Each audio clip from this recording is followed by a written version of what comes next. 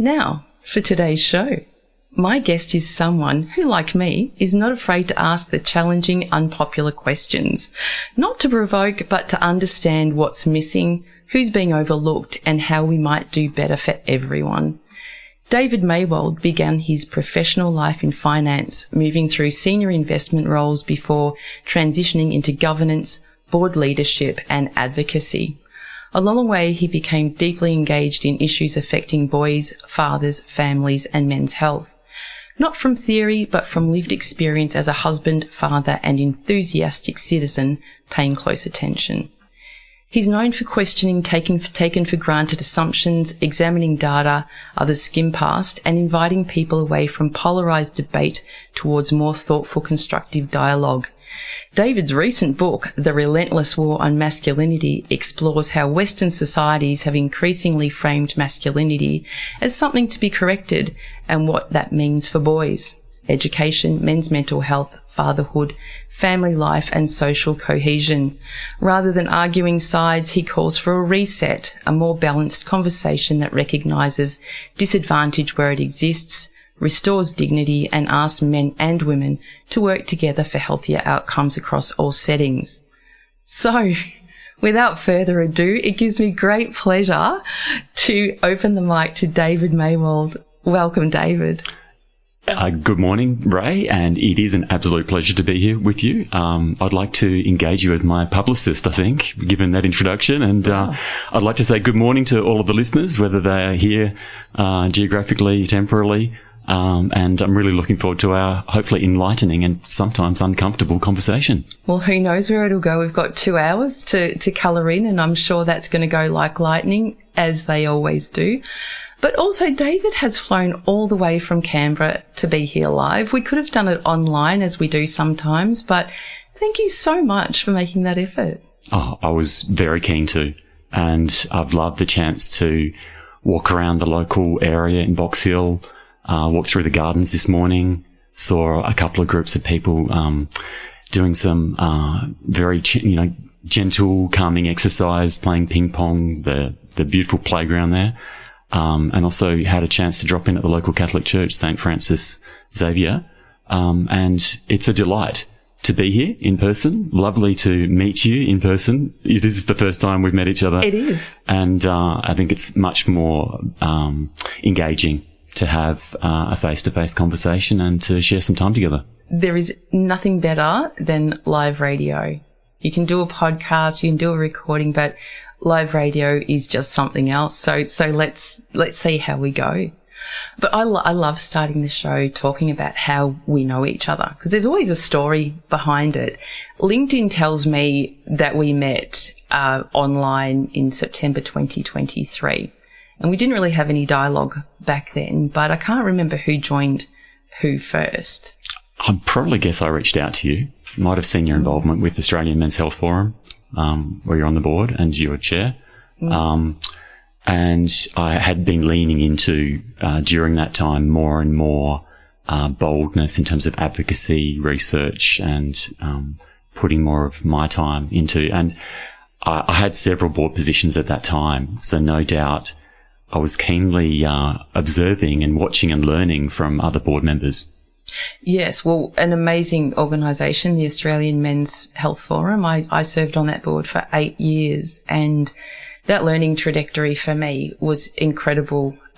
Being with like-minded people, especially under the leadership of Glenn Poole, who is, his men's health, he knows that in spades, and his perspective is also very balanced about everybody. And I really liked that framing of men's health, that it is about everyone. I enjoy chatting with Glenn. Yeah. And he brings experience from England as well, those perspectives and leadership in writing and speaking and advocating. I think he has a clarity of thought, and he has an appreciation across the different perspectives without being dragged into particular biases or partisanship. Yeah. No, he's doing a great job. But you've also come a long way from finance and investment, worlds that don't usually sit all that naturally alongside conversations about care, vulnerability, and men's well-being. Yeah, well, I did fall into finance. It wasn't the first choice in terms of careers and areas. What was the first choice? I was going to be a computer systems engineer, and went to university at the age of 17. And That's very young, isn't it? yeah, I turned 17 heading into my year 12 exams. I was probably a little bit immature, and Did you start school when you were 4 or something? I would have been in the younger half of those classes. And when I started university, I really struggled. I'd moved states and had one friend, really found it very challenging. In what way? Emotionally, socially, the lack of family connection, being away from my friends. And that year, it was a real challenge for me. The first time I'd really suffered academic failure and stumbled, and I had to reset. It took a good couple of years really to get back on my feet. And I tried 3 different courses and directions, and was very fortunate to find commerce and economics and finance. And in my first unit at university, I literally got 100% doing Commerce 101, and realised that there's probably a good fit there. Was that a maturity thing, do you think, or you just gravitated naturally? It took a while, yeah. I think with a lot of boys, teenagers, young men, they're slightly behind cognitively. They're catching up with the cohort. Some of the girls are a little bit more mature, and that was certainly the case for me in my late teens and early 20s. And I needed to try a few different things, find those areas that I was suited to, discover my real strengths and areas that I'd be able to contribute. And I was very fortunate to find that. Yeah. And when I did, I really flourished, and then moved interstate again to take up a job. So you started in South Australia? Yeah, that's right. And then you moved to Canberra on a scholarship, and lived in Canberra for 6 years, and then finished with 2 degrees and honours, and moved to Sydney, like many of the graduates at that time, going to finance, working in funds management as I did, or banking or investment banking. And that was, did you enjoy that? Some of it I really enjoyed. I moved to Sydney at the start of 2000. Yeah. And it was the Olympics year. Right. And so there was a huge wave of anticipation and in social engagement, and Team Australia, I guess, getting behind this Cathy Freeman in the year 2000. And so it was a big new world for me. Yeah. I had to very quickly get up to speed professionally and contribute and deliver value. And also, again, moving states, re-establishing friendships, finding support. Especially in the fastest city in Australia, being Sydney. Now, back in the very, very early 80s, I worked in banking and finance myself with a chief economist. And, my reflection back then working in the money markets was very, very, mostly male environments. I know that's changed a lot since, but when you were there in Sydney in the 2000s, was it still very, very mostly male environments? It was notably male. Okay. And when I was at university, I had worked as a Parliament House tour guide at New Parliament House. I saw that on your rap sheet. Which was an extremely female and feminised cohort. There was a female guide, 3 senior female leaders, and there were only a handful of men within a team of about 40. So I had gone from Parliament House, sort of matriarchal organisation, into financial sector in Sydney, which was the opposite. And so it was very obvious, and I got that experience as a young person, having seen both sides and appreciating the benefits of both. Yeah. What were you seeing in the underbelly of that? And again, upon my reflection, working with those men, back then there was a lot of booze, there was a lot of really, really hardcore working, there was probably a lot of, misogyny going on. But when I look underneath that, you see men in pain, men who necessarily did not choose to be in those professions but were just surviving. What did you see? I saw mostly men, and there were women in those teams, and some very successful women, but men who were applying themselves, who found their niche, who felt valued because they were earning a lot of money. They felt some stature around that. Not necessarily a calling in a spiritual sense. I think for myself and for others, there was probably a gap there, a hole. And for me, I filled that with voluntary work and with being involved in the local community. What gap and hole did you feel? There's very much a focus on making money for your shareholders, for your principal, for your organisation. And you get to share in that through salaries and bonuses. But it can be very empty. And in investment management in particular, you're constantly striving for better performance. So you're trying to add a basis point here and a basis point there, which is 0.01%, tiny little, difference to your performance statistics. And you're also trying to convince people to invest their money with you. So you're constantly on show. You've got your talking points and your pitches, and you're trying to differentiate yourself from this incredibly competitive, heterogeneous market. Mm. Those teams tended to have a bit of unanimity in their values, in their style of competing. They did tend to have a strong male leader who was successful and imparted some of that knowledge on the younger staff. And so obviously as a young employee, I looked up to those people. I was looking at how they lived their lives. Mm. In other cases, there was emptiness. Having a very onerous job means that you have to cut corners in other parts of your life. You can't be as present as a parent. So I remember one classic example, a trader who mentioned at one time to me that during the week he didn't see his kids because he was leaving the house so early, had a big commute, was getting into work to start for the trading hours, and then was getting home when the kids were already in bed. That left a big mark on me. At that time, I wanted to, I was looking for a partner. I was thinking about family eventually. And that story stuck with me for the best part of, 24 or 25 years. And I certainly said to myself, I don't want to be that father.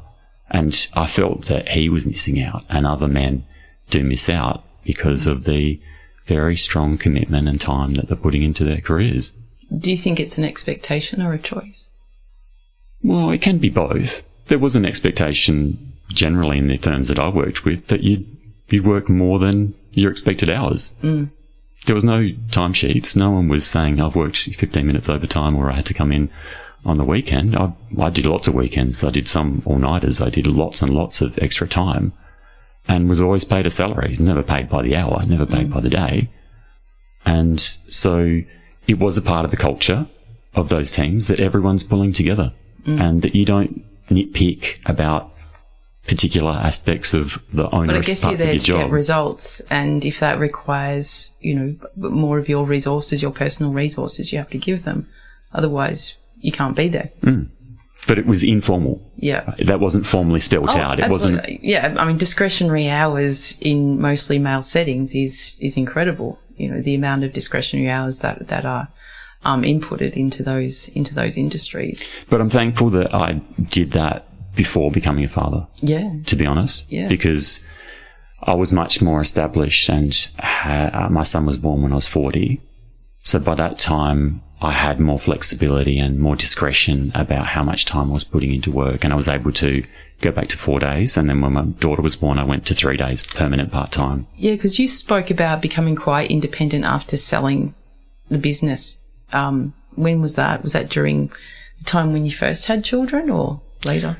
So that was about 15 years into my career. This was 10 years ago. Yeah. And that was after 10 years of slogging away in a startup, helping to build a company and selling our services overseas, doing a lot of travel, product design, a lot of really onerous work as an analyst and portfolio manager.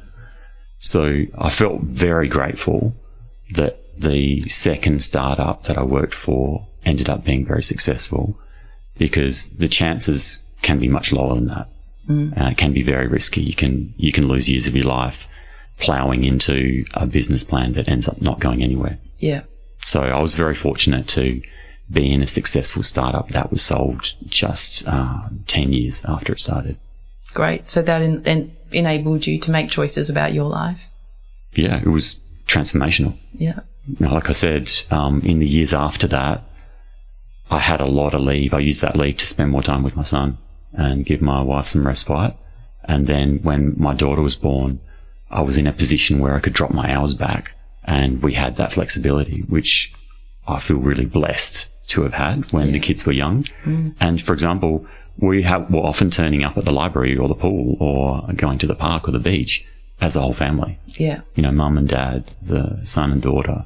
Whereas I was often seeing mums with 1, 2, 3 kids, grandmums, sometimes granddads, occasionally see dads. But we were almost always the only full family that was going along to those events with our young kids, which was a real blessing. Well, on weekends? Both, you know, sometimes during the week, often, around other hours. Yeah. But my wife and I both had a lot of flexibility because of that transformational blessing. Yeah. I mean, it is very, very lucky. No doubt that you worked extraordinarily hard to be able to make those choices in your life, but fortunate no less. I think I heard you say something about this sort of shifted the question from what you need to earn to what actually matters. That was a quote I pulled out from somewhere that you said. Was that a really conscious shift for you? I was very aware when I was working 100% plus that there was a strong draw on my time. I was seeing a lot of other single people and young parents on that treadmill, doing it because of a big mortgage, doing it because of having to pay the bills, and feeling that they didn't have choices. For example, pay down the mortgage and then they'd trade up to a more expensive house or a nicer suburb, or stay on that hedonic sort of treadmill where they never feel they've got satisfied or they can slow things down. And, you know, me and my wife, we made a conscious choice, an intentional choice, that we didn't just want to chase that we wanted to have more discretion of our time. And that opened up huge opportunities. You know, like I said, I had a 20-year career in finance, but I was starting to feel a bit burnt out and getting a bit bored to be honest, I was getting a bit bored with doing the same things for so long. Probably not the person who would do a job or a career for 30 or 40 years. I think that's not in my personality. So I felt that it was time to do something different. And there was an epiphany for me when I found myself setting the alarm at 4:30 and 5 o'clock in the morning. And I was doing this advocacy around bicycle road safety because I was a really avid member of one of the big bicycle clubs in Sydney called Dulwich Hill Bicycle Club. And my son was around, so we were both sleep deprived. We were both a bit thinly stretched, working and other things. And I found myself setting the alarm really early in the morning and wanting to spend time doing this work on advocacy. And it was delivering so much inherent reward. It was so energizing in my midlife that I felt the benefits of that intangible impact of what I was doing. And it was much more powerful than the salary, the paychecks coming in. And I realized at that time that there was a calling there, that there were other things I could contribute socially to other families, to communities. And that was really a transformational time when it really crystallized that I wanted to do more time in governance on boards and non-profits, and eventually led to where I'm now, doing advocacy for men and boys and writing a book. Yeah. Isn't it incredible how purpose and responsibility builds energy? It's, if you could bottle that and hand that around, I think the world would be a better place. How did becoming a parent sort of sharpen your awareness of the systems boys and families move through, do you think? It was really fundamental. Having a son and a daughter, it changed my whole perspective. It lengthened the timeframes I was thinking about from this week and this year to a decade or 2 decades down the track. In what way? Thinking about their life, about the school system they go through, about the jobs they have, about the partners that they have in the future, aspiring to having grandchildren. It really lengthened my thoughts around legacy and the world that I want to try and shape for them. And it also was fundamental to have both a son and a daughter because I love them equally, obviously, deeply care for both of them, and I don't want one of them to be a beneficiary of the suffering or lack of opportunities of the other. And I feel that for, their friends as well. I feel that for the cousins and for my friends' kids, that I want them all to have opportunities.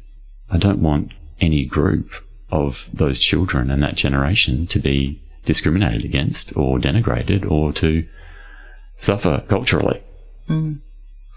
How do you find, when you're working in such a micro place, like you see your son and your daughter and you want to affect change for their future, how does that impact the world globally, do you think? I think it does have a very big impact. And for Gen X parents, for millennial parents... No, I mean, it's literally, how does your work and your intentional work impact globally? How can that reverberate enough? I aspire to that. I was thinking about that in terms of the book, but I've already done a lot of online advocacy. I've been trying to find messages that are shared and welcomed by men and women. I'm very conscious about mothers of sons, about reaching them as a demographic and an audience, and about reaching out to like-minded people of goodwill, whether that's parents, whether that's Christians, whether that's people who share the values around empowering and equality of opportunities and treating people with decency. Mm. No, I agree. And when it wasn't sort of a leading question like, how are you going to save the world? It was more, how?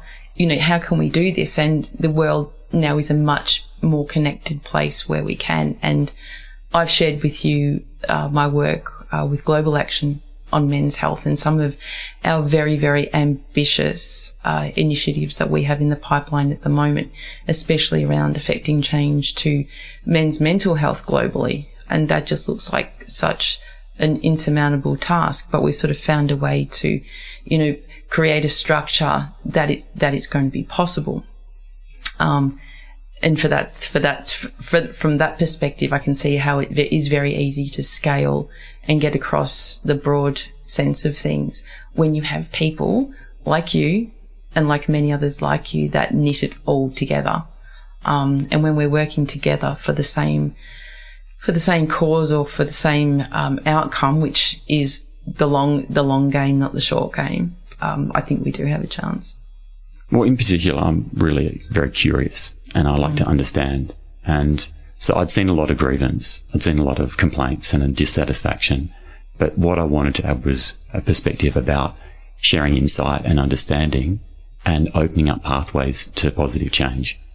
So I'm particularly inspired to search for what are the changes we can make in education? How can we co-design health services with male patients and beneficiaries?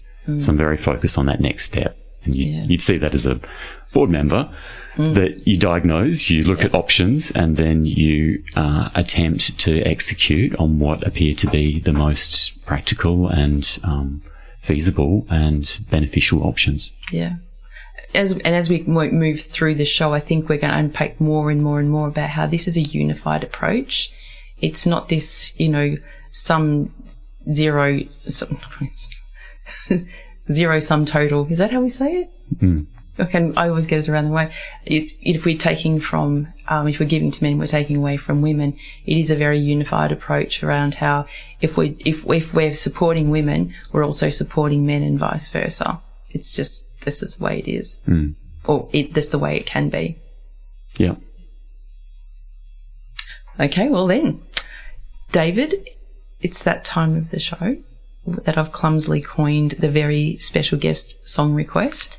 And it's a moment's break where I have a bit of fun queuing up a song from your selection, and you have to guess from my very cryptic clue which one it is. Also, it could be the song title, it could be the artist, it could be a combination of both. It could be anything really that I've decided at, probably 4:00 in the morning. Does that make sense? Gotcha. So your clue is, what souffle must do to succeed?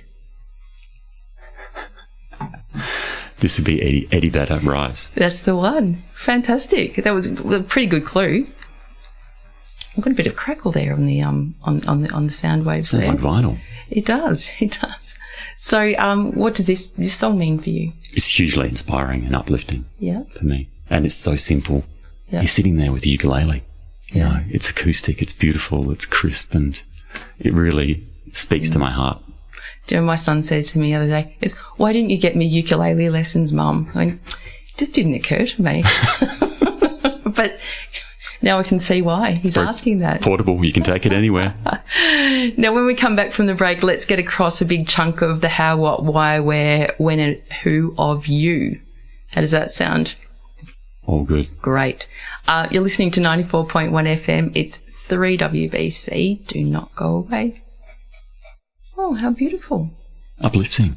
It's a great way to continue our conversation on a lovely Sunday morning. It is that ukulele. I should have sent Rory to ukulele lessons. Anyway, people, welcome back. The time is just 31 minutes past 10, and you're listening to What Does It Feel Like Being You Today? I'm Rae Bonney, and with me is David Maywald. He's a governance specialist, board director, and author of a brand new book, The Relentless War on Masculinity. Provocative title. Oh, do you know what? Since I posted about this show, the amount of people that have said, that's going to be controversial, isn't it? And my response was, this is probably controversial in itself, reverse the gender on this and see if that would be controversial, and it probably wouldn't be. And why is it that caring about men and their health and their well-being and their prosperity, why is that controversial? It rubs up against an innate bias towards protecting and uplifting and cherishing females. Which should happen. I'm all for that, but I'm all for uplifting and cherishing everybody, really. I'd aspire to that as well. It's just, you know, look, women, I'm a woman. I love being cherished. I love being cared for. I love feeling safe. And sometimes I'm as safe as I want to be. I have a responsibility to do that for myself, and how I navigate myself through the world. Anyway, let's not go off on that tangent, because I have a question for you. And it goes like this. What does it feel like being you today, David? My response would start with, it's much bigger than just a feeling. Being here, embodied in this moment, it's much broader than an emotional reaction, or I sense that and reflect on that in a multi-dimensional perspective. I've got a lot of thoughts and transient moments, partly which are feelings, but many of them not. And I guess that's slightly masculine in terms of responding to that awareness of your being.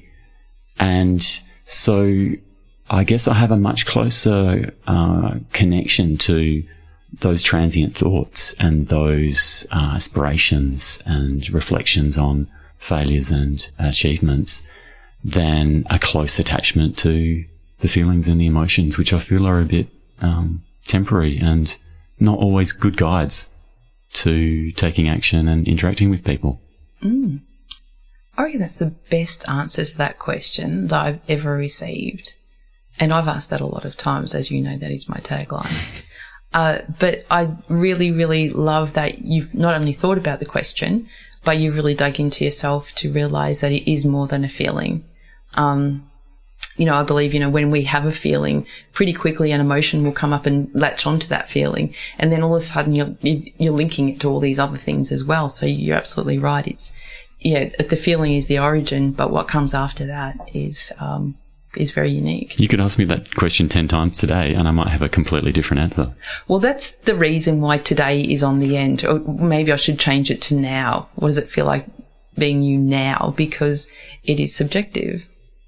And I guess what I see with kids is an emphasis on vocalizing their emotions and their feelings. And perhaps that causes them to ruminate or to attach too much. Whereas this might be a smaller part of their lives that we don't necessarily need to overemphasize. or we don't need to draw out. And I think that's particularly the case with boys, to be honest. I think we don't need to ask boys, how are you feeling all the time? We can just let them be boys. Yep. I actually quite like observing my son and being there in the moment with him, and sometimes having those silences where we're just sitting together or doing different things together. He might be reading, I might be working or focused on chores. So whereas that might be more meaningful for girls and young women, it might be a question that prompts deeper perspectives and sharing and starts a beautiful, colourful conversation with them. Yeah, I don't know. I think it's a human thing. I mean, my granddaughter, she's clearly a girl, and I wouldn't ask her how she was feeling about anything because she's just telling me all the time. She's demonstrating how she's feeling, not necessarily through words, but certainly through actions and expressions. It makes me think about Tom Golden, though, who's a therapist with 40 years of experience, and he's written a book specifically about the way that men heal. And he talks about that the positive activities and the building things. For example, he gives this example of, instead of a talking therapy with a man, he might take himself to the workshop and build a beautiful chair to remember a person who he's lost. And that could be a much more positive, wholesome, constructive response than being asked to discuss it or to share how he feels or thinks about that situation. And I guess I agree. My daughter is quite expressive as well. I don't necessarily need to ask her how she's feeling or what emotions she has, but there, I get a sense that there can be different conversations that elicit useful material. Well, I mean, I've got 2 boys and a girl, and my boys are much more vocal, expressive and emotional than my daughter. Much, much more. I'm actually working with a boy at the moment who's experiencing grief, and he's a young teen. And we were in session the other day, and he's not very vocal at all. In fact, he doesn't say anything. And I was speaking to him about, how he felt sitting in the session and if he felt comfortable. And he was completely comfortable. And I said, do you want to finish the session? And he said, no, I'm just really happy just sitting in here in silence. And that's good for me. I'm very comfortable sitting in silence with people because it's not our job to provide answers, to fix, to have advice. It's our job to create space for people. And if his space is silence and that's where he feels comfortable and supported, well, I'm doing that. My sense of some of the therapies, psychology, and some of the services that are delivered is that the framing might have come from a female perspective.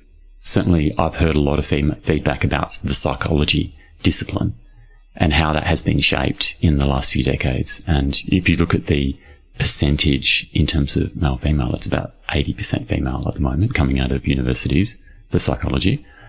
And that doesn't necessarily have the empathy and acceptance of male ways of communicating, of responding, of engaging, of dealing with material in their lives. And I think there's probably a more balanced way of honouring the whole range of people. And that most likely depends on some reasonable representation within the discipline. Well, that's right. You could say the same about education and health as well. It's very, very similar in the lack of representation of men and how we need both. We need that mix. We need options. We need all kinds of things. So if we can, I think there's definite reasons why men won't engage in those professions, particularly in the current climate. It makes them very vulnerable for all kinds of reasons. That they're either not going into it or they're leaving it. I'll give you one personal example, and it goes back to my experience with Dulwich Hill Bicycle Club. So I was a dad with 1 and then 2 children, and I found some of the best conversations were out on the bike with my male bike club colleagues when we were going down to the national park, and we had an hour and a half out there in nature, just looking down at the road at the line in front of us. We weren't looking at each other, and that was key. We weren't eyeballing each other. It wasn't intimidating. There was no judgment. I was chatting with another dad with a young kid, just sharing openly about the joys, but particularly about the challenges of having young children. And I felt more support and more of a emotional embrace in those conversations than I ever did in a mum or dad's group or at a session where we had health professionals or we had family or friends, because it felt like a more meaningful and safe, vulnerable conversation where we were both being heard and we were both open to share literally whatever we wanted to share. And we knew that it was just about being there for each other and supporting each other. And we weren't being paid by any government funding or any non-profit or any structured program. It was purely spontaneous. It was absolutely informal. It was just about humanity and connection. I think there's a lot to be said about moving forward. You know, having conversations in cars is the same thing. You're literally driving forward. You're not facing each other, but it's a safe space. But talking about boys, when you think about yourself as a boy, you know, you grew up in Adelaide, and then you look at boys growing up now, what feels most different to you in comparison? There's a lot more choice there and distractions from digital devices. And when you say more choice?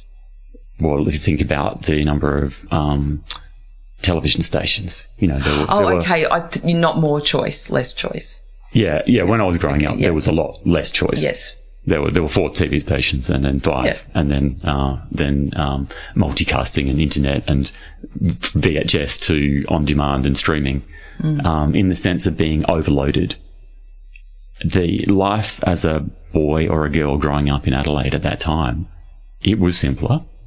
Our perception was there were fewer things to choose from, and there were some expectations around, you know, boys are playing cricket in summer and one coat of footy in winter, and life was simpler and less confusing.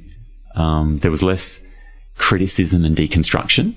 There was more of an embrace of the healthiness of that limited set of options, and not so much self-criticism of the introspection of trying to pick apart what's going on. So do you think, you talk about choices, less choices probably is less overwhelming and more contained? But I think about those times as well, and my view is very similar in that, you know, there weren't as many choices, but safety was also another thing as well, that we didn't have these sophisticated channels of observation of kids in particular, and particularly how we kept boys safe. You know, we look at this golden age of childhood of, you know, riding your bikes, you know, until the street lights came on, and playing cricket up and down the road and going to your neighbours. But, you know, I deal with so many men who are now, you know, at that age where they're disclosing how they were harmed during those times where there was no supervision. And I think that's kind of the other side of it as well. Perhaps we are overly solicitous these days and we cotton wool our kids too much. But I think back then, I don't think we should be fooled by the fact that they weren't necessarily golden ages of childhood, because there was a lot that really, really slipped under the cracks for, you know, boys and girls. I mean, I was one of those girls that was harmed very deeply as a child, and, you know, that was not ever supervised or acknowledged either. And every age has had harm to children and to adults. And I agree, there's no perfect idealized era. There are trade-offs. We have exposed children in the most recent generation to harm from digital devices and algorithms and addiction and mental health presentation, which is extraordinary. Yeah. The rise, particularly in girls, in depression, anxiety, is extraordinary. ADHD. So, who does not have ADHD at the moment? And some of the overreach in terms of safetyism and a focus on aspects of physical safety has actually taken away from healthy development of children as well. And, you know, I mentioned that playground in Box Hill Gardens that I walked past this morning. The weird thing is that I was there early enough. There were no children on that playground. Yeah. But if my children had been there, they would have run up and found their favourite pieces of equipment, which have changed since 2 years ago and since they were small. But they have a natural way of navigating risk and looking for the next steps of growth and development. And by limiting or disincentivizing some of those life experiences, I think we've taken away from an essence of childhood. Yeah, I think, well, do you think that has to do with parenting as well? Parenting, and also the formal compliance and with legal being sued around safety councils ripping out particular pieces of equipment. There was something you said earlier in the show, and it led me to think about how you were talking about you and Jen's way that you've designed your family, and how you've sort of thought way into the future about, you know, what the objectives are, what your parenting objectives are. How many people do you think sort of go into a relationship that really design that intentionally, how their family is going to be or how they're going to raise their family with intention? Some couples do intentionally, but life has a way of overtaking, and your children are quite unique. For example, my sister-in-law has 5 children, and they're all beautifully different to each other. And the circumstances that you face as a family and as a couple are really unpredictable. So the best laid plans can easily be unpicked and defeated by life circumstances. But I think the fact that we had thought and talked and had an idea helped. That discipline planning helped us to think through. But even, you know, your views on things around, you know, how, you know, are we going to buy our kids lots of toys, or are we going to just show them adventure? Are we going to travel with them? Are we going to, you know, what are the things that we want to show our children as they're growing up? Or, you know, there might be some attitudes that education is vital, so we're just going to focus on, you know, putting them into really good education and getting really good jobs that we can pay for private schools. You know, there's lots of different ways that people can think about planning for raising other people, but I don't know how deep people go in conversations before they start a family, or even, you know, getting together in a relationship. Is this the partner that I want to spend my life with, building a family? You only have to look at, and talk about that later, about, you know, family law here in Australia and how kids are often alienated from parents. You know, does that discussion ever happen around, if we break up, how are we going to do that? Yeah, my sense is it's not. And that across almost all the parents I know, the education and health of their children is so important. It's so primary, and they'd be willing to devote resources and give up other things to give their kids that opportunity. But I'll give you an example of how life got in the way for us. One of my best friends, he and his wife take their kids to a different country each year, which I think is wonderful in terms of culture and language and history and seeing things firsthand. Their kids are incredibly fortunate to have that perspective. And we had wanted to do interstate travel and to, you know, meet family and spend time around different parts of Australia. Unfortunately, those bookings were made in late 2019 and early 2020 and ended up being knocked on the head by COVID. Let's just stay at home. So we had some vouchers there, some credit that couldn't be used for a very long period of time, and eventually we chose to use it on something completely different. Yeah. And I guess there's something to be said for taking the leap of faith and having a lifelong commitment and love that is deeper than pure short-term emotion. You know, the strength of the Christian covenant of marriage is that it binds together a man and a woman, a mother and a father, with the anticipation of a lifelong union. And that's a very powerful foundation for children. It's a certainty, it's a stability, and certainly both my grandparents and Jen's grandparents entered the covenant of marriage with that expectation and with that commitment to each other. It wasn't that because things got tough on one particular day or one season of life that, you know, they suddenly looked for other options. Their families knew that that was permanent, that it was binding. Yeah. And there's a strong psychological insurance policy that's given to children. They benefit from that. They're the beneficiaries of that a metaphorical insurance policy. But I guess the choice in the beginning has to also be the right choice. And then if you've grown up, it's that whole cycle of, generational harm where, you only know what you've seen. So how you choose a partner, you go back to the days, before the feminist movement where women, to be safe to move out of, a terrible household, got married to leave. They're not necessarily thinking about what's going to make a good partner. And particular stories and examples have been overly amplified because they speak to protecting females, because they speak to the safety of females. Well, I guess that was just an example. I mean, I could reverse that as well and you use that for a male. I'm talking about people. I'm not necessarily talking about gender here.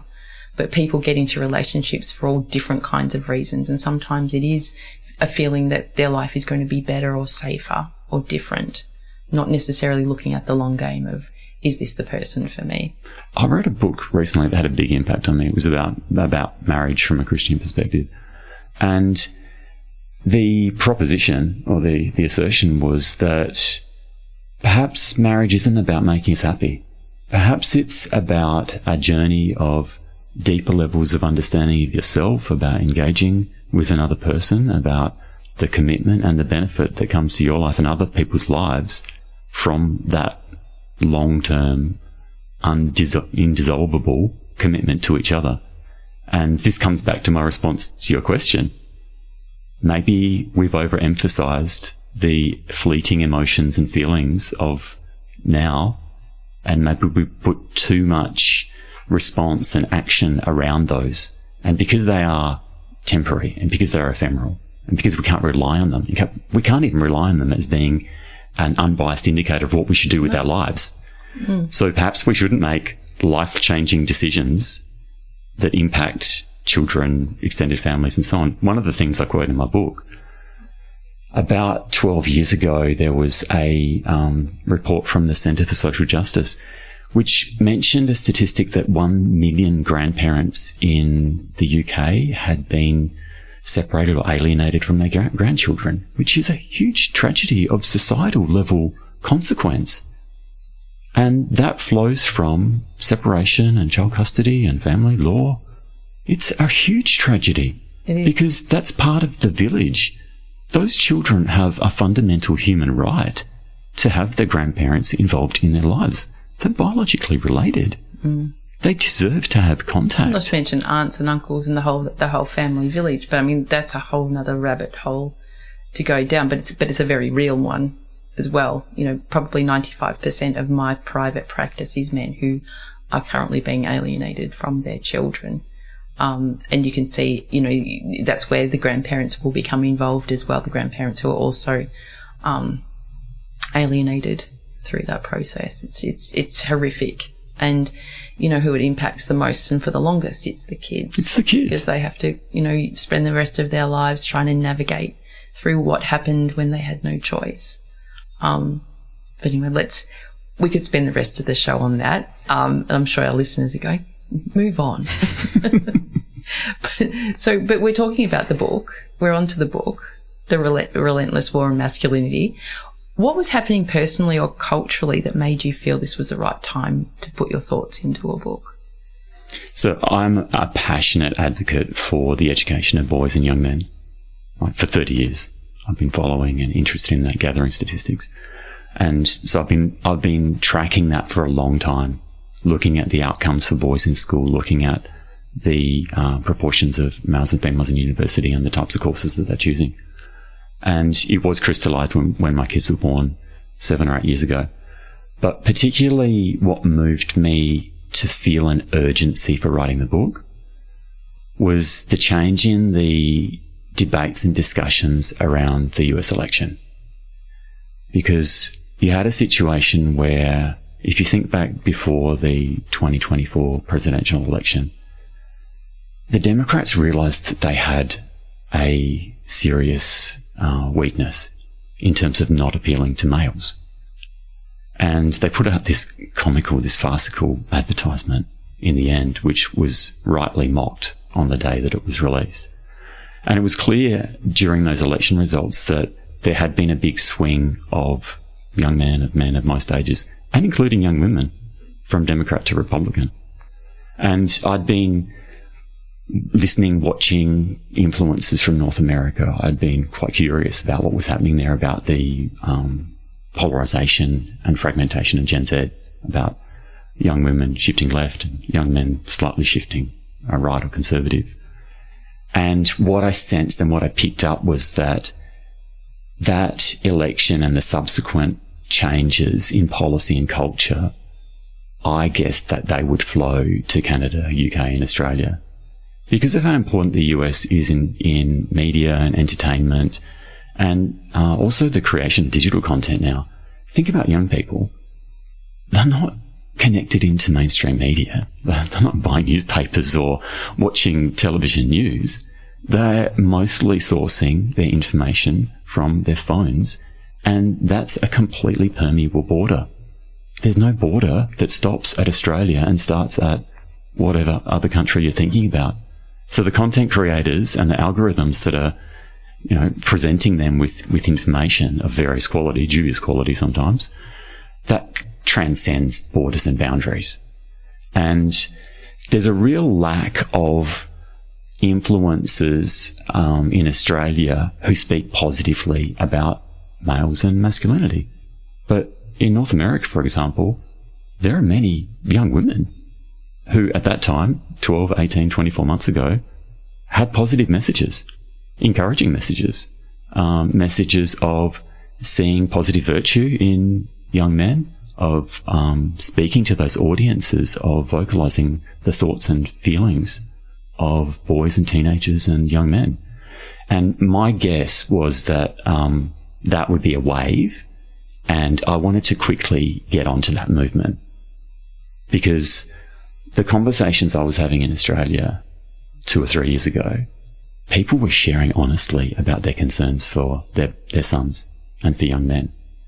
And they were honestly expressing empathy, concern about education, health, well-being, suicide, all those things. But they felt so uncomfortable about saying that publicly.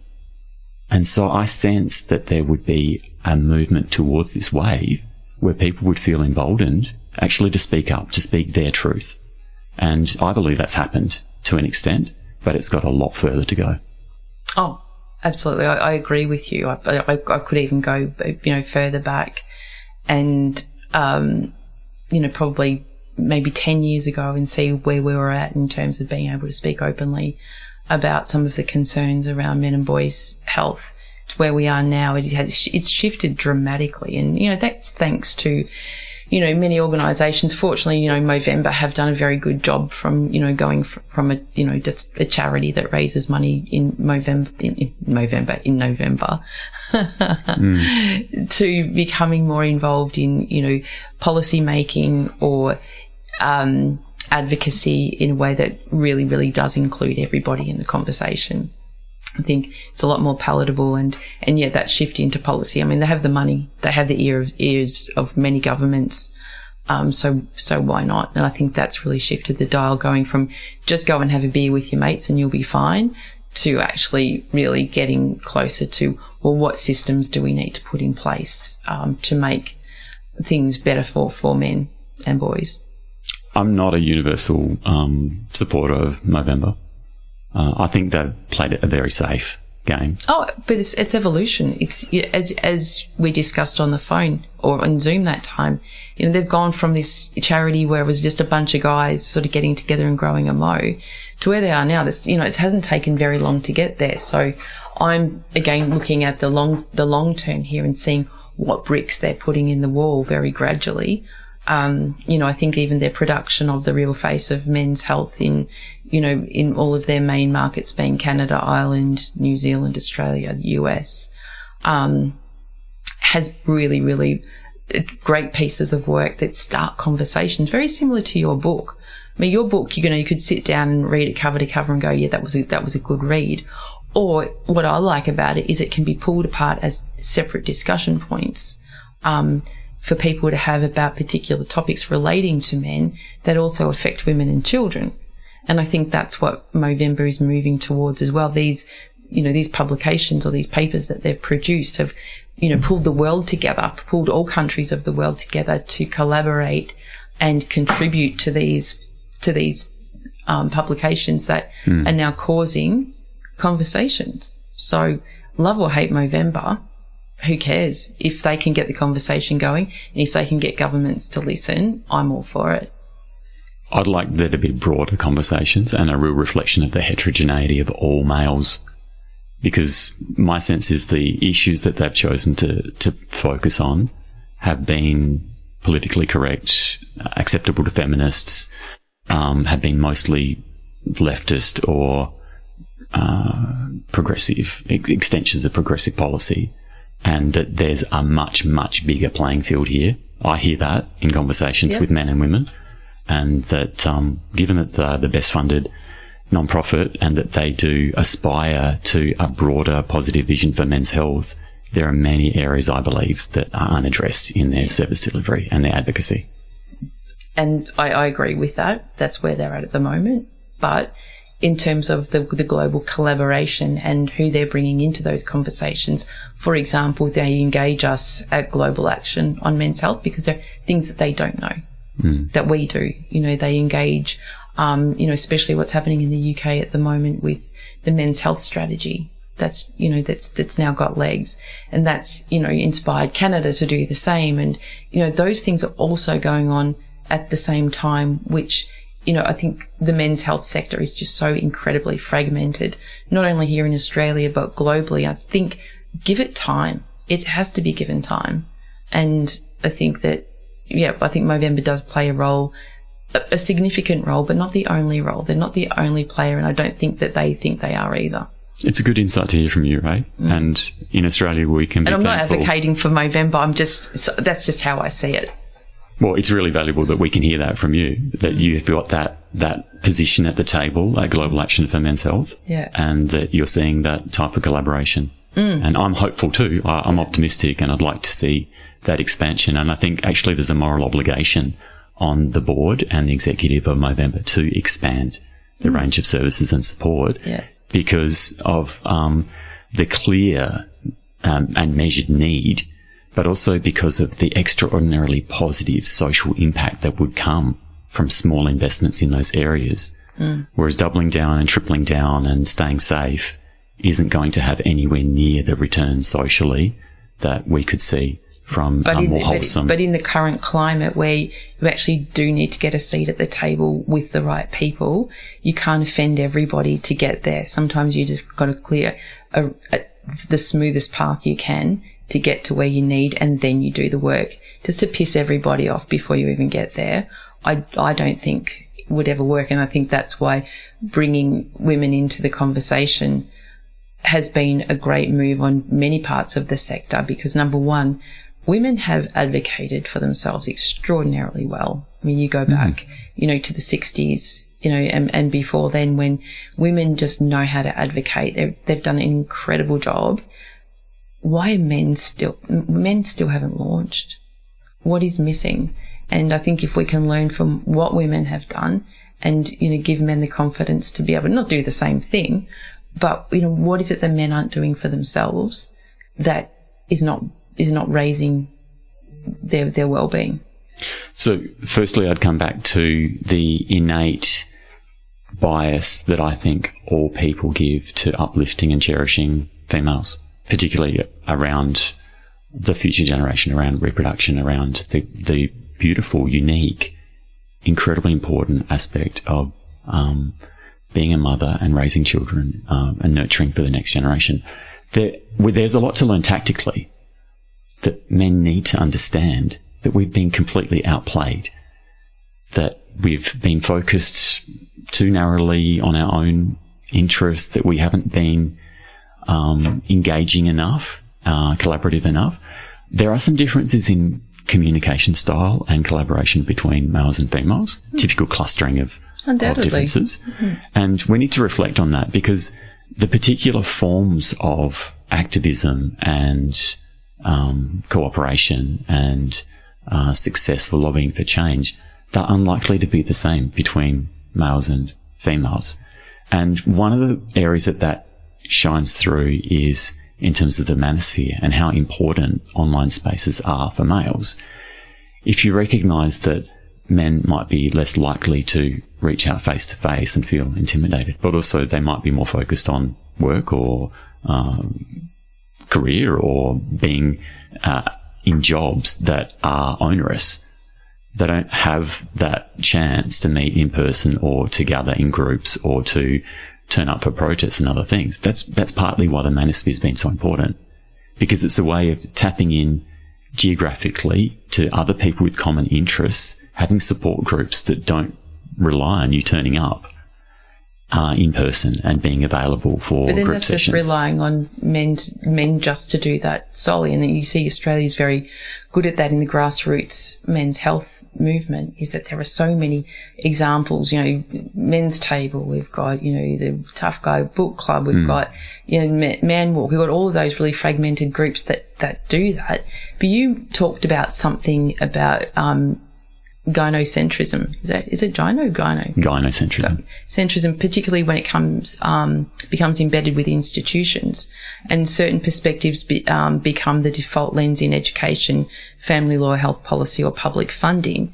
And I think that really sort of made sense to me as well, is that we don't create male-friendly services. We, in workplace where I spend a lot of my time, gender-responsive systems do not exist yet.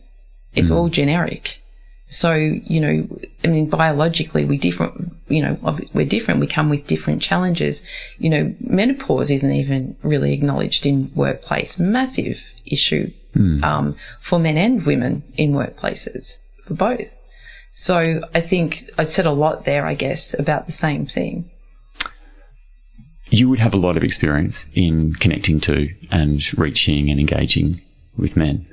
And I think from your lived experience, I'm sure you understand the ways that tend to work and the ways that are less likely to be successful. And like you said, there are lots of examples of that in Australia. Fathering Project goes into schools and workplaces, and Men's Table is an interesting one where it's a minimal commitment, right? So it's only once a month. Yeah. It's turning up for a dinner. But it's not systemic though. It's not creating this, just global systemic approach to people. It's very isolated, and it's dependent on men reaching out rather than meeting men where they are. Yeah. And I think that's where we have the opportunity in workplaces, because we're meeting them where they are. And if we can create systems and policies and approach that's already embedded in workplace, men will go. Absolutely. If it feels safe and it feels like it's designed for them in mind, they will go. But then when you talk about that gynocentrism and the institutionalization of that, you can see that, you go to, doctor's surgeries, or you go to even maternal health care centres where now men are taking their children, men who, choose to stay at home with their kids. And it's very, very embedded with, female-centric support. I've had examples of men in the workplace seeking to establish a men's group in the parallel of the groups that support and bring together women, including women in leadership. And they've had a huge amount of resistance from HR and from their teams, and they've been stigmatised, in some cases, attempts to cancel and disrupt what they're trying to do, which is completely well-intentioned. All it's doing is seeking to have the similar support structures that have benefited females in the workplace, and they can see a clear need there, and they're being heavily pushed back against. When I get to the final chapter in the book, I do talk about co-designing particularly health services, where a much bigger effort, I believe, needs to be put into listening to men, sometimes boys, but it's obviously mostly men in terms of the delivery and the access of those services. That requires leadership from the top of bureaucracies and from political decision makers, because at the small scale you can tailor a service, but then you won't get the system-wide benefits of having that service welcome and engage with and deliver positive outcomes for male patients and beneficiaries. But that involves education as well, doesn't it? So the public health network or the public health system should be educated on how, to work with men. Things like social prescription, for example, is something that happens in isolation still. Not a lot of people understand what social prescription is and how it particularly works for men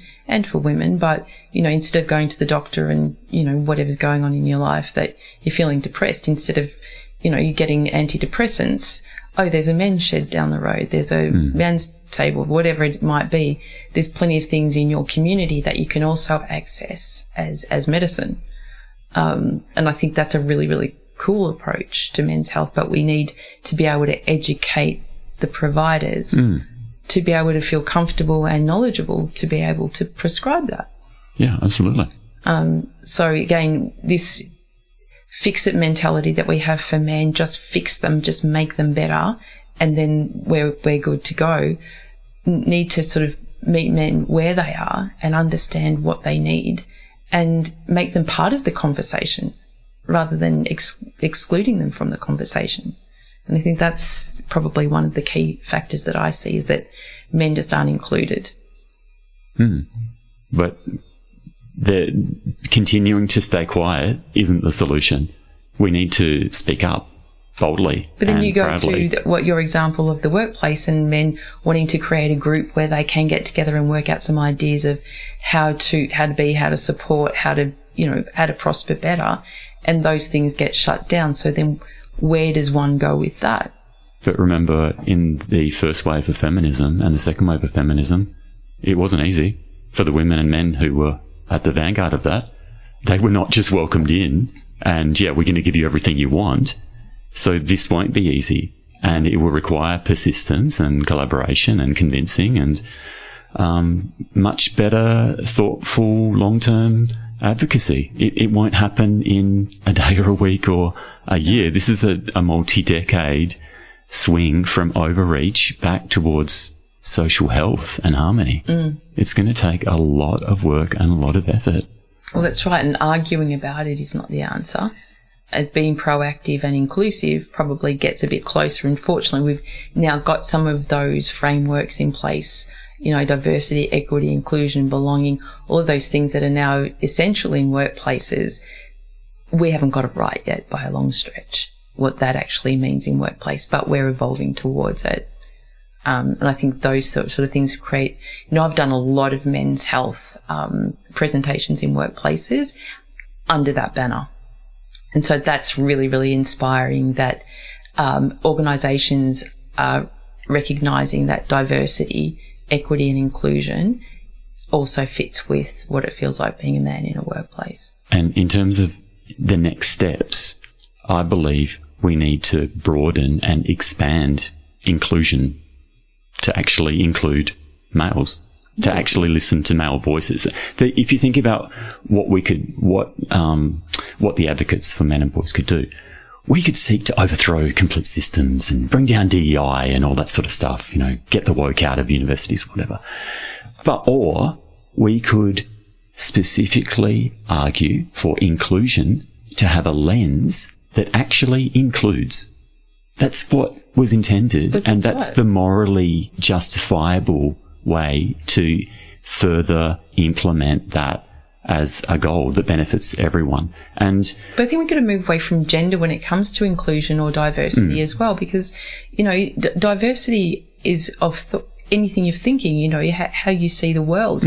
Got nothing to do with gender, and I don't think exclusion or inclusion has to do with gender either. It's you're either not or you are, depending on why you're being excluded. Am I being excluded because of my beliefs? Am I being excluded because of the way my hair's cut, my tattoos? That's got nothing to do with gender. My sense is most people have moved on from that.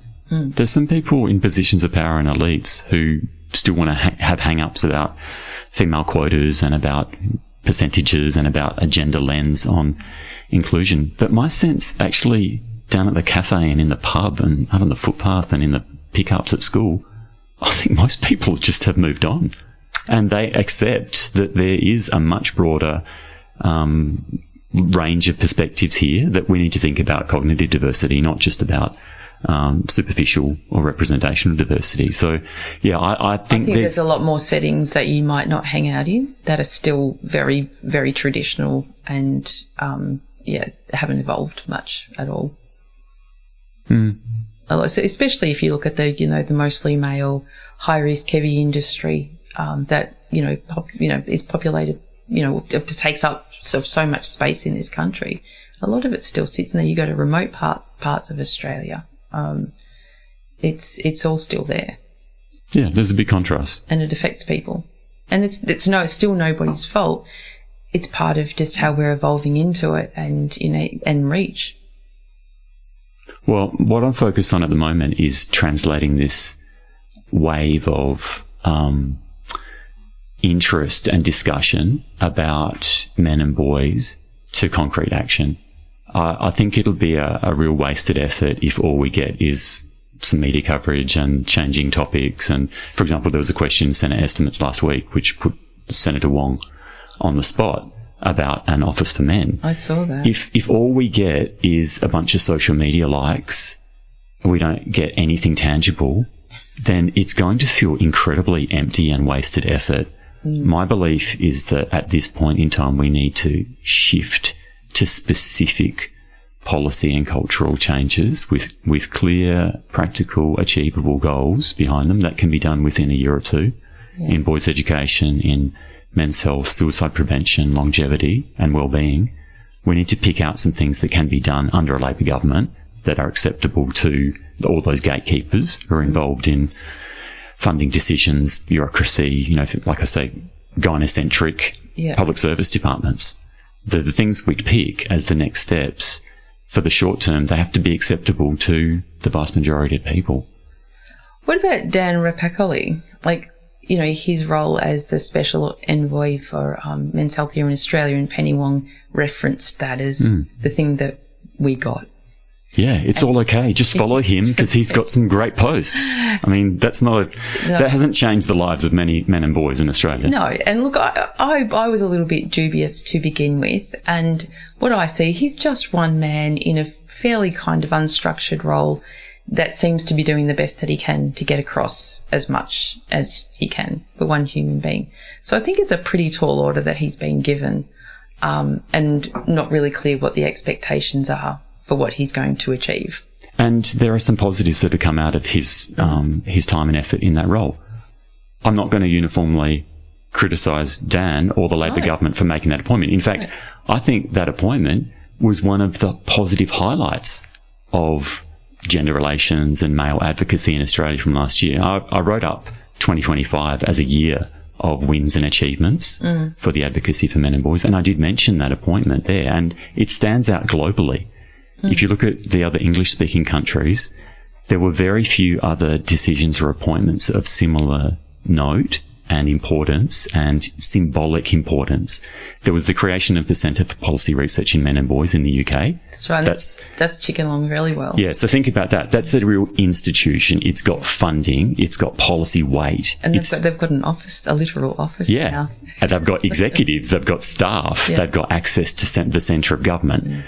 So I guess if I was weighing them up, I'd say the CPRNB was more important than the appointment of Dan. But in the Australian context, the things that I called out included the attendance of all parties at the International Men's Day commemoration for male suicide, called the Zero Suicide Community Awareness Program, which is held in front of Parliament House. Now, for the first time there, you had Labor members of Parliament walking down to the 2,500 shoes and paying their respects and demonstrating the importance of addressing the unacceptably high rates of suicide of men and boys in Australia. There was representation from, like I said, across the aisle, bipartisan support, that this is an area that we need to change as a society. So there were a lot of wins in 2025. Dan's appointment and a whole bunch of others I've mentioned on Substack. But is he tokenary? That's, again, my experience of him has been largely positive. He's been very responsive to my requests from him, really, in a very constructive way as well. But still can't see what is the role he's playing, what is his objective, what are we heading towards? Are we heading towards formalising this into a Minister for Men's Health or an office, or what is it? So I spoke with Dan's Chief of Staff and encouraged Dan to speak on International Men's Day about men's health. And maybe some people would criticise that and say, it's just tokenistic, it's just one person talking and you don't even see any follow-through or any money behind it. But I'll give you an example which of a largely symbolic gesture. If the United Nations recognised International Men's Day and put it on their calendar, well, okay, it doesn't change the boys who are working in slavery or the child soldiers, in developing countries, and it doesn't radically change the education outcomes for boys around the world. But that would be an important symbolic gesture. Yes. And I'm a huge critic of the United Nations and UN Women because I think they're incredibly biased and that they don't honour half the population. If they did make a decision like that, I'd celebrate it, and then the next day I'd be pressing them for the next step. What are you going to do next to follow through on this? What more needs to be done? I think what I see in the US in particular is this partisanship. They won't celebrate wins, regardless of the nature of those wins. But is that the way that a movement works? Because if you're only going to celebrate the really narrow, technical, ideological or political wins of people in your echo chamber, how do you ever get a big enough coalition of people to be on board for social, cultural policy change? You never will. So instead of criticising, Gavin Newsom, the Democrat governor of California, he issued an executive order which had some minor benefits for boys and young men. It did change the conversation. It started a lot of media coverage. But the comments that I saw regarding that were highly partisan. A lot of them were really critical, coming from Republicans and Trump supporters. Do you think that's going to encourage Gavin Newsom to take the next step? It's defeatism. It's nihilism. We've got to turn people around from criticising and cutting others down to amplifying and lifting each other up. Because this is, like I said, a multi-decade rebalance from overreach and imbalance back towards something that's more socially healthy. And there'll be a lot of little wins and changes along the way. And the only way of getting momentum is to capitalise on the little wins and achievements and to encourage the next steps. Well, let's jump off the political stage for a moment, because otherwise we could also stay there for way too long. But respect what you're saying and your position there.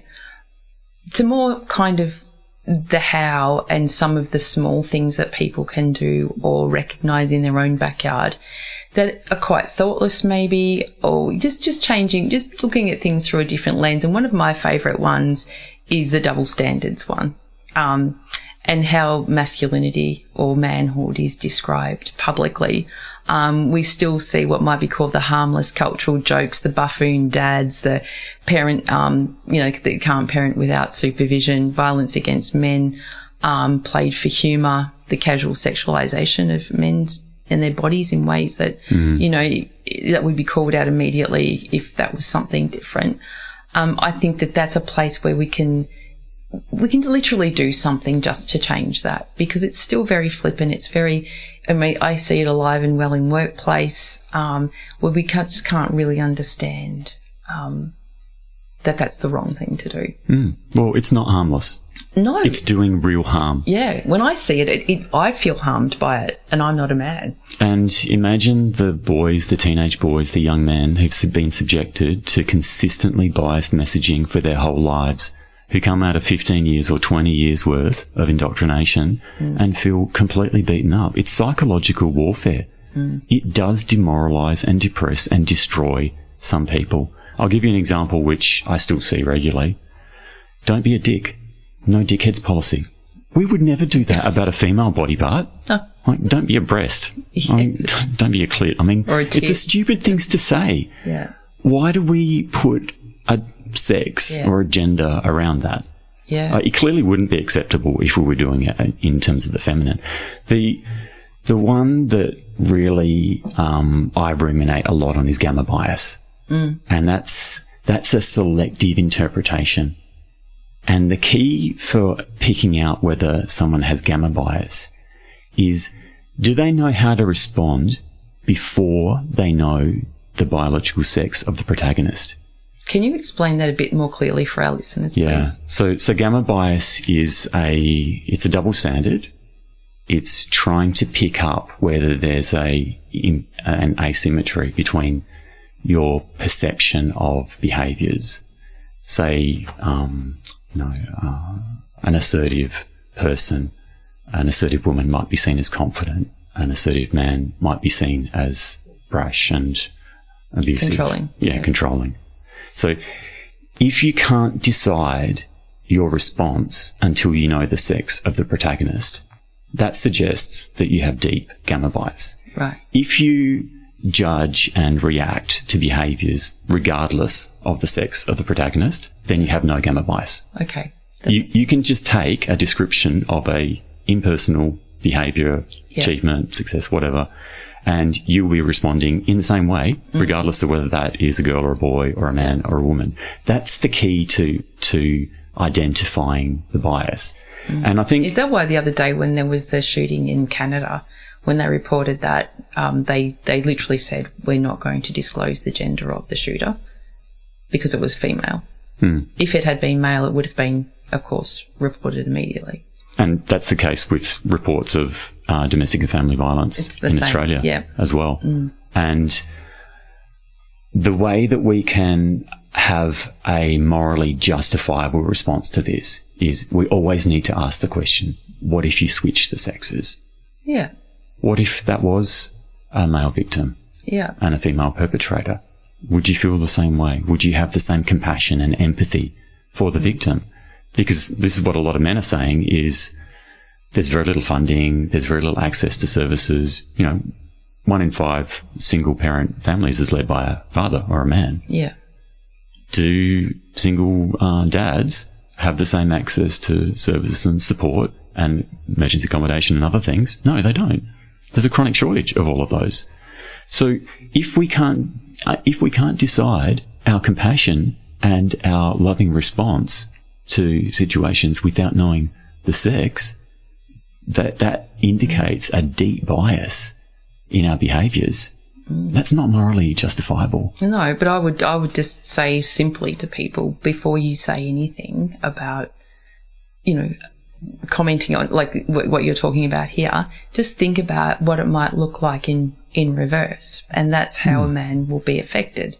I know, both my sons experience it, in places where they work or they educate, and it's really offensive, their expectations.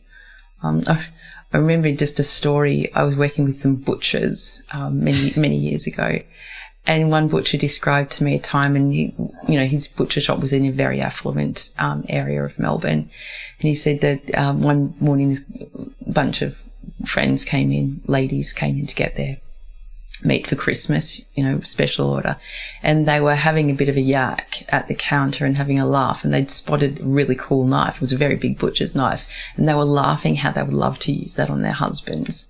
Yikes. And they were quite uproariously laughing about this and talking about ways that they would like to kill their husband, and then got into this conversation. He was so traumatized by listening to this. And that was just one example how we think it's kind of funny, I'm going to belt my husband over the head, or, I saw a meme for Valentine's Day, and it was a woman beating this man with a bunch of flowers going, I didn't want flowers, I wanted to go to Marrakesh, but that was funny. That got so many likes and so many laughs. That's hilarious. And it's just so not at all. Well, it's socially unacceptable. If there was a recording of men looking at a knife and then talking about how they were going to inflict very serious wounds onto their wives or their partners, that would be front page misogyny and evidence of, deep sexism and social breakdown and all sort of other things. It's not acceptable for anyone to do that. You can't go around talking about killing all men. No. That's not an acceptable thing in our civil society to do. No. You don't do that. You're not a role model unless you can, present yourself to the world in a way that you want the next generation to behave in. They're teaching girls to do and say those same things. Deeply harmful to us socially and culturally. So people, change your lens, change your language, and we're going to go to another break. Well, we haven't had a break for an hour because that went on for a while, didn't it? Look, people, just a little bit of a reminder here. You know, we've delved into some pretty unexpected conversations. You know, if any feelings have come up for you that where you feel uncomfortable and you need some extra support, please, Lifeline is there. Their number there is 131114. Suicide callback service 1300 659 467. And there's an amazing government initiative we have here. It's called Head to Health. The number there is 1-800-595-212, or visit them at headtohealth.gov.au. They've got about 5 million different resources, probably exaggerating there. Clickable, printable, downloadable, talkable, you know, whatever you need, that's it. That's an amazing resource. So as I said, if some of our conversations today have brought up uncomfortable feelings for you, please do seek support. We're up to our next very special guest song request. Can you believe it? Now, as always, I've got a very special cryptic clue for you, David. Mm-hmm. Are you ready for it? Mm. Aussie trousers. That's the clue. Jeans, shorts. Very cryptic. No, I'm stumped. Dax. DAX. If you haven't heard of this Nigerian rapper, look him up. He's sensational. To Be a Man is the title of the song, but I really wanted to make the clue about when you dax somebody. So for those of you listening in from other parts of the world, to dax somebody means you pull down someone's pants, which is really terrible. It's a terrible form of bullying, but it's also very Australian. So that's got to do with dax. If you're wearing some pants, get your dax on or get them off, depending on what you're doing. And it's no reference to the artist or connection. Not at all. I'm glad we're laughing. But when we come back, let's widen the lens a bit from policy and perception to purpose, fatherhood, and what the future might look like for boys growing up today. We're not going to cover any of that, by the way. I've just written that down because we'll be wrapping the show. So don't go away. You're listening to 94.1 FM. It's 3WBC. Welcome back. If you've just tuned in, you're listening to What Does It Feel Like Being You Today on 94.1 FM, 3WBC. I'm Rae Bonney and in conversation with David Maywald, Governance Specialist, Board Director and author of The Relentless War on Masculinity. And we've been exploring the systems, narratives and policies shaping the lives of men and boys, and some controversial stuff as well where we're probably agreeing to disagree. I don't know. But that's how it goes, doesn't it? You know, healthy debate or healthy conversation, you don't always have to agree and you don't have to be right. But I find when you're speaking about men's health, people will attack the person who's delivering the message rather than the message. I don't know if you find that. Yeah, absolutely. And it undermines, healthy exchange. Yeah. And it undermines a potential to have balanced, positive outcomes across the board. Oh, I've changed my mind more times than I could even imagine on some things that I felt very strongly about just through healthy conversation and not being attacked. So I think, that song has a powerful way of communicating to people. And Dax is about 32 years old. Oh. His parents are both Nigerian and he's a Canadian.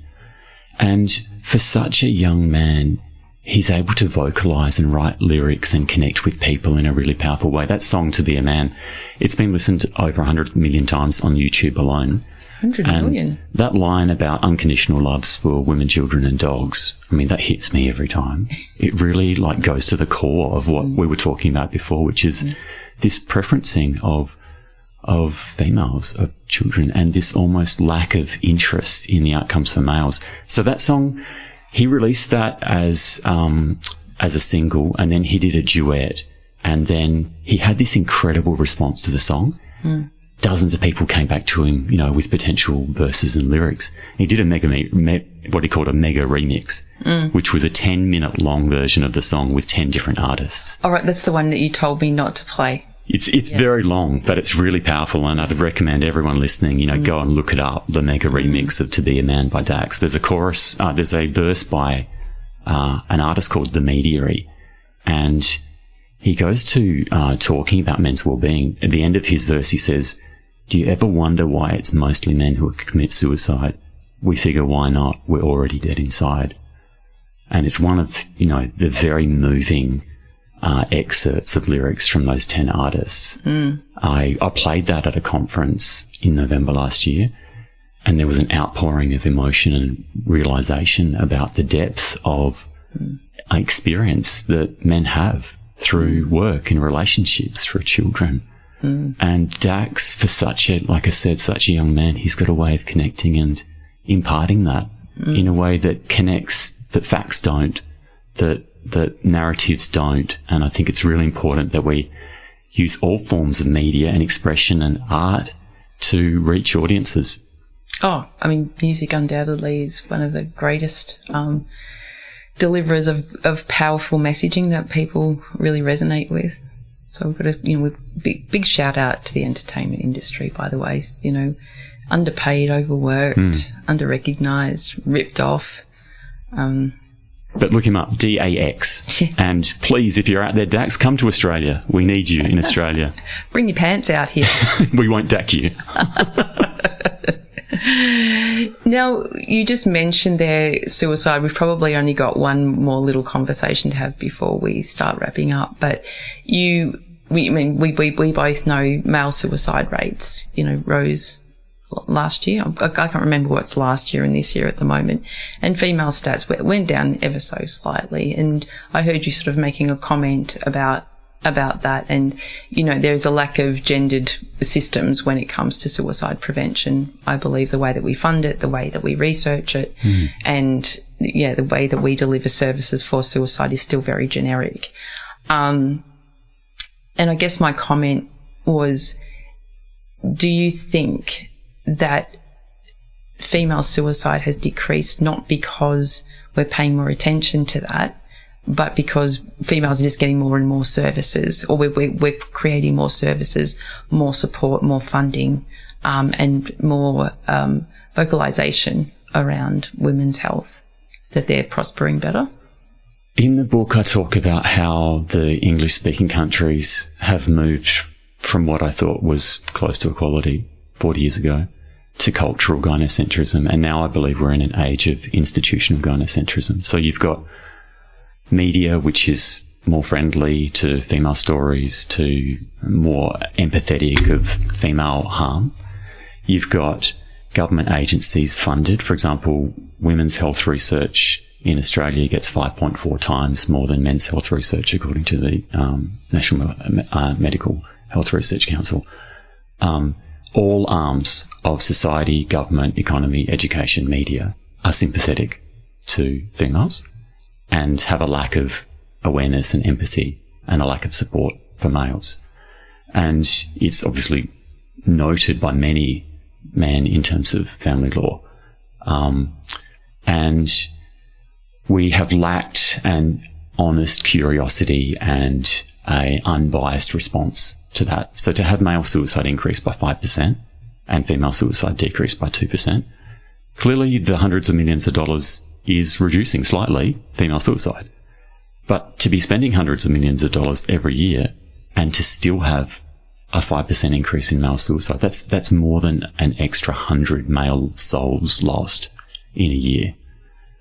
So it's a huge indictment that we are not doing the things that are necessary. I can tell you from the survey results I've got from almost 250 men and women responding about specific measures we can take. Targeted suicide prevention that's effective for reducing men and boys taking their own lives is a very strong signal coming out of that survey response. Is there any specifics attached to that? Not at this stage. No, I'm looking to the Australian Men's Health Forum and others who are enlightened And, Glenn, for example, has been a champion in that area. He pointed out that the current strategy of the 117 actions, only 3 of them reference male surfaces or men and boys. Very Are lightly. you kidding me? So 77% of suicide is males, and the national strategy has 3 out of 117 measures? Like, you're completely right. We're not targeting the vast majority of this loss. And this is a loss every single year. But we talk about stopping suicide, and that's it. That's as far as it goes. And when you look at, the risk factors that lead to suicide in men and boys, they're many and varied, but, there's a very strong pattern as well. I mean, you mentioned before about, family law and, men that are moving through that system when, especially when their alienation is involved and they've lost contact with their children, access to their finances have dissipated, their relationships broken down. Those 3 things are very, very high in terms of risk factors leading towards suicide, but we're not doing anything about those 3 things. And there's evidence from the UK that many men at risk have reached out. They've sought some forms of support, and that support hasn't been forthcoming, hasn't been in a form that is responsive to them. And also that But that's right. So can I just interrupt there a little? Because it's just something that really burns brightly for me, given that, 95% of my clientele are these men. And it's just often just thought of as a mental health problem. So if we can fix their mental health, we'll stop them from killing themselves. Now, in these situations, it's not a mental health issue. They just need access to finance, access to their kids, and access to support to make sense of that. So applying men with drugs or telling them that they have a mental health problem is not really the answer. It's papering over substantive issues. We just have to get a practical approach to some of these things. It's not going to solve all suicide, but it will certainly make a big dent in, again, most men that come to me are at that stage where they're ready to die. And that, when we put it any more simply than that, I'm not there to save men. I'm there to help them make sense of, what their options are. And quite often there aren't any options because they're just not available. All they want is to be able to see their kids. So reverse like the sexes, as we were talking about in the last session.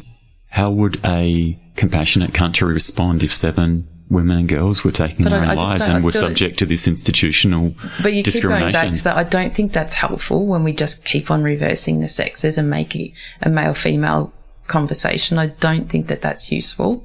I think we just have to focus on the fact that this is an issue and that we have to understand, or if we want to understand, that there is a different way through it, because I think we're still thinking of this very superficial level of suicide is just about men killing themselves, and that's what men do because they don't seek help, they don't show emotion.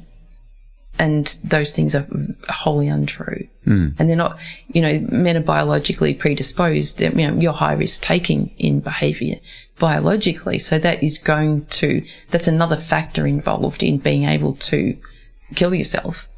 So those assertions that you mentioned, they go unchallenged. That's so right. Much of the time, whether it's in media or whether people talking to each other.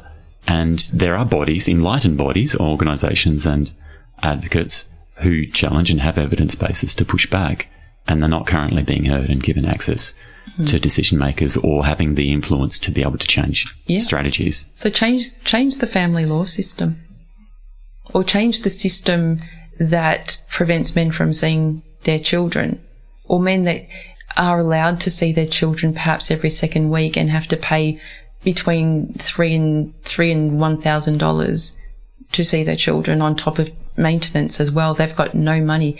They're spending it all in the courts, all in maintenance, and then the killer is to put that on top of it, where now they're having to go to the bank to get themselves in further and further debt so they can spend 2 hours with their kids. That is atrocious. I agree. More people recognise that. Yeah. So, I'll always go back to systems. Build the systems, change the systems that serve everybody, because it's all about it's about people. Absolutely. So there you go. Now, I have to tell you that after this show, we have Paula Hogg coming up for a very lazy Sunday afternoon, and her tunes are pretty amazing. She brings them all in on CDs in about 4 different bags on the train, and she's very talented, Paula. So if you're looking for a good chill out, stay tuned. I'm returning on Sunday the 15th of March for a very special and probably emotional show that's honouring the life of Jason Charlton. Now, Jason came to me as a client over 2 years ago and became probably one of the most memorable and meaningful men I've had the privilege of working with. He passed unexpectedly in November, very, very quickly. He was only 50 years old. And for those who knew him, you'll understand just how big that absence feels. He was a force, an immense strength, ridiculous charm, and a vulnerability that sat very quietly beneath all of that. And when he came into my life, the way many men do, through a mate, through a mate, through a mate, through another mate, no marketing, just blokes taking care of each other without all the blah, blah. What followed were 2 years of what I've often described as combative harmony. Hundreds of early morning hours where Jason consciously strove to be a better man. But the truth is he already was. He just couldn't see it. He was so proud of his business, JC's Scaffolding. It's not just about building world-class scaffolding, but for creating opportunities through his generosity and meaning for anyone that was ever in his orbit. So on the 15th of March, I'm going to be joined live in the studio by his best and only sister, Amanda, and his very best friend, Lee, to put together something Jason would absolutely love. Honest, grounded, probably a little bit naughty, and full of the kind of storytelling that reflects the many sides of this amazing human being.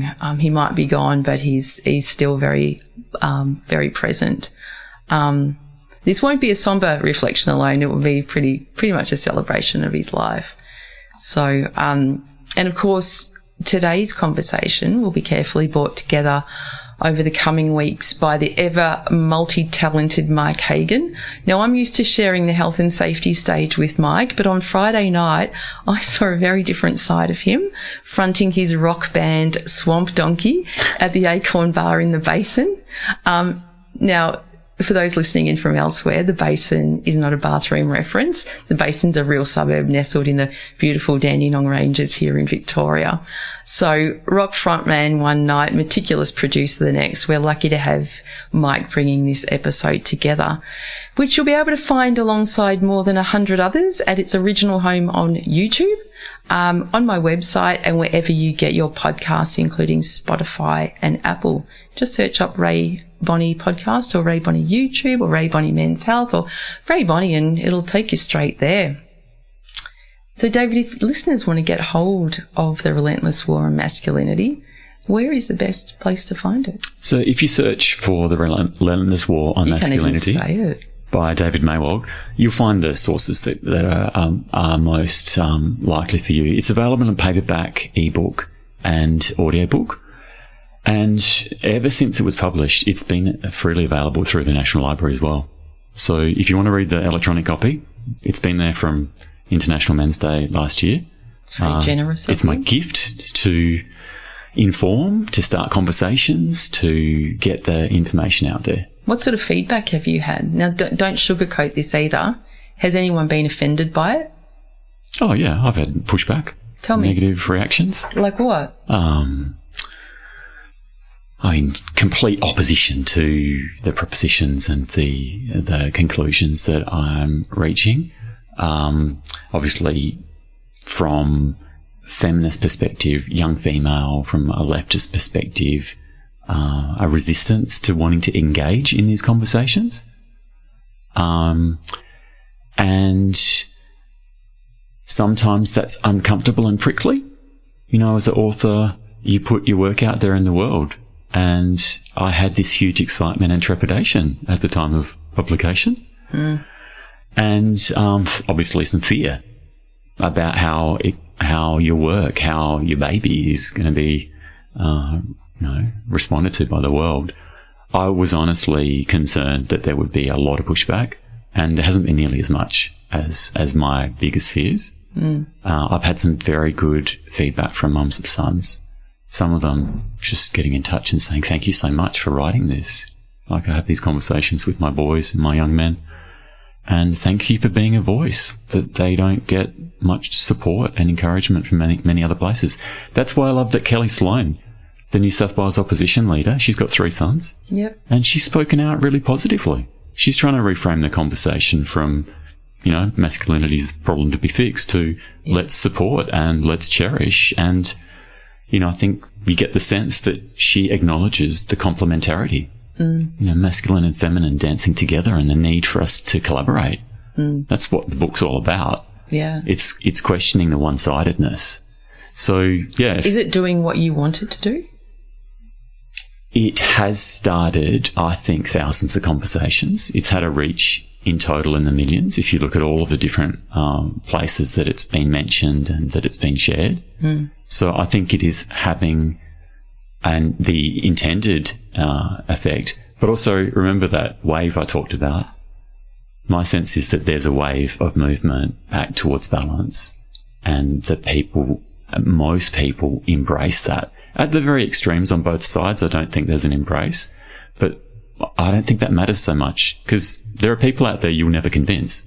No. And we don't need to waste our time listening or conversing or wasting our breath on those people.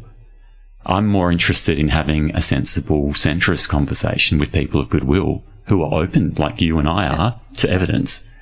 And if I think we can persuade on really powerful stories and evidence and social harmony, benefit for everyone, including children who currently have very little voice. True. And I think, for the naysayers as well, they're not always naysayers for forever. Sometimes, it might take one thing, and we should not stop trying. And it's not about convincing people. I feel it's about showing people and educating ourselves at the same time to know more and see different perspectives. I mean, I know that every day I get up knowing that I'm going to know so much more than I did when I go to sleep, which always excites me. It embarrasses me sometimes when I think what came out of my mouth the day before, but hey, that's all right. I own that.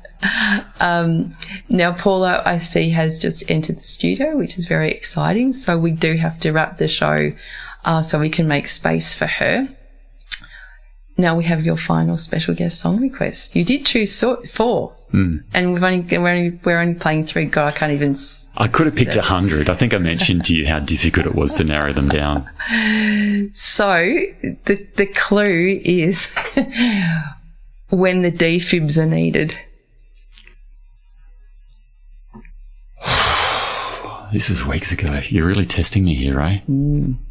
Heart starter. Think about life. Shock. Close to death. Bringing someone to life. Evanescence. Yes. Or fading out.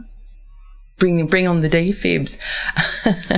But before we say goodbye and go to the song, David, thank you. Genuinely thank you, because I know not only what a great supporter you are of me, and, every day, as I said, I'm so grateful that, you and other people like you are there encouraging and supporting and providing me with information that I can learn, but also from coming all the way from Canberra to sit here in the studio.